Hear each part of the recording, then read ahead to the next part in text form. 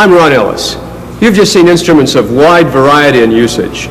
Just as no two buildings are alike, neither are two pipe organs. Pipes, made and voiced in the factory of the builder, are painstakingly regulated on site to suit the acoustical ambience of the room where the instrument is to be installed. Moller is an old family-owned American company dating to 1875, which employs highly skilled artisans who work with the choicest of materials. Moller instruments are designed to play all schools of literature, from the earliest German through the French Romantic up to the newly focused American classic of our time. For churches, the organ's most important use is to accompany the worship service and must reflect the congregation's unique musical needs. Moller provides instruments noted for their warm yet bright and cohesive ensembles through expertise in tonal direction. Each instrument is as important to us as it is to our clients. At Moller, we pay attention to detail. It begins with Moller engineering. Tonal plan and visual concept are designed jointly, and each project is different. One church provides horizontal space for the instrument, while another provides vertical. Organ designs vary greatly in detail, and the best solution must be determined. Once the design concept is approved, blueprints of the instrument are prepared, placing the component parts of the organ within the allotted space. Some work involves making tonal additions to an existing organ. These changes are marked in color on the blueprints for use in the factory. A scale sheet and individualized plans detailing how the pipes are to be made are created by the tonal director or his associate. And then written orders are made out for every department listing the work components.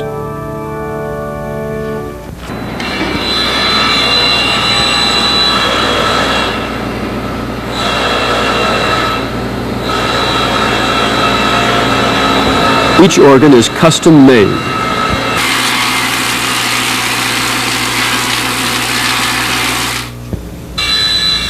Of equal importance to the sound of a fine organ is the quality of materials and the craftsmanship that goes into it. Moller is proud of its expert cabinet makers, many who have been with the company 20 or more years.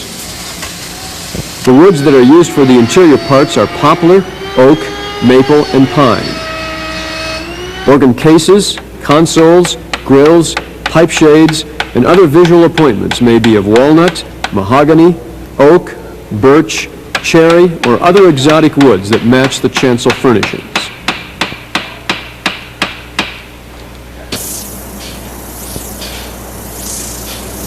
At any one time, Moller has about 20 different species of lumber on hand for cabinet and casework. Moller consoles for electric action organs meet the dimensional standards of the American Guild of Organists. Usual manual compasses are 61 notes and pedal 32 with concave radiating pedal board. Just as with distinguished and historic European cathedral instruments, all organs require occasional major restoration. Moller undertakes the creative rebuilding of its own or other instruments of first quality that are mechanically compatible. Patterns and dies of metal parts used in mechanisms dating back to the very earliest days are kept on hand, as is engineering data on tracker instruments built by Moller in the last decades of the 19th century. To match the striking beauty and elegance of their console cabinetry, Moller provides wood or polished bone natural keys as their standard, together with natural wood stop controls.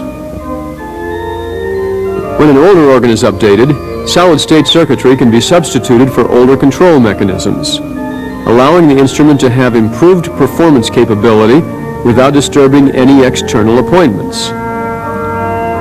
Moller now offers memory programmable solid-state combination action.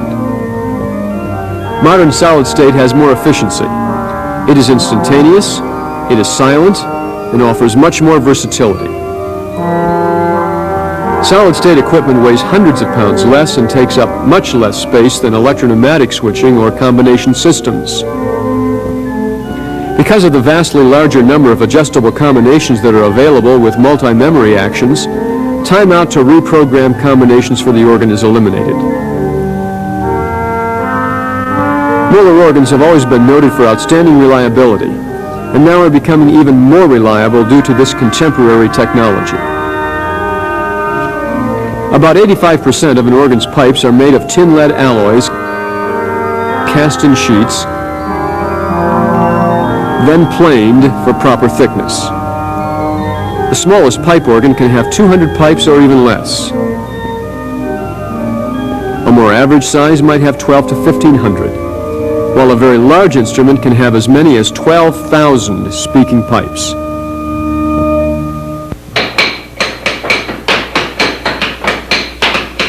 There are two different categories of organ pipes. One is called flue pipes and includes flutes, strings, and the foundation tones known as principal tones. In pipe making, solder has almost the same composition as the pipe metal itself. It's quite an art to draw a solder seam on the rounded pipe form. Open-ended pipes, such as principals, range in speaking length from 3/8 of an inch to 32 feet long. This is the mouth of the pipe. Notice the ears at the side, which help direct the wind across the upper lip. The other family of pipes is called reed pipes. They have a more pungent sound and may be imitative of the brass and woodwind instruments in the orchestra. Reed pipes contain a hollow brass tube and moving brass tongue, or reed, which vibrates against the tube and generates the sound. The brass has to be selected, cut, and polished. Then curves are worked into the reed tongue. This is one demonstration of the voicer's artistry, for there may be a little back curve at the reed, and the curve helps to determine the tonal quality that is produced.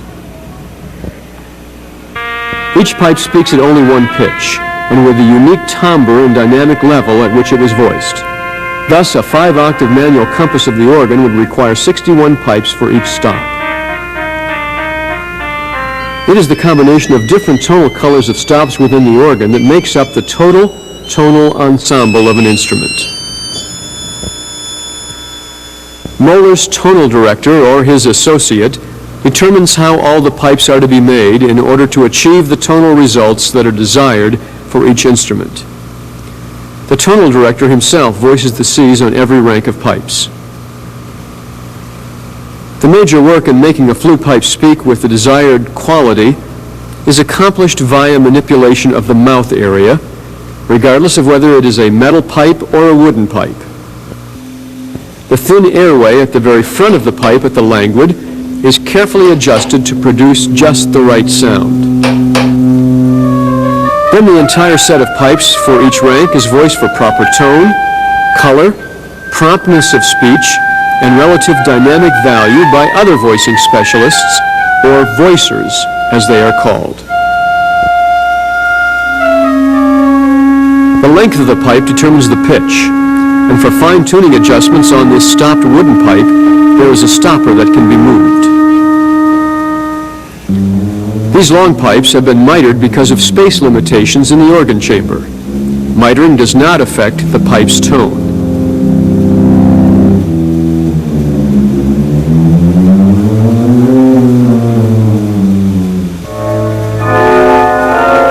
Complete assembling of every instrument is done in the main erecting room. Here, all structural members are fitted together, winding and wiring of the wind chests are completed, and mechanisms are tested.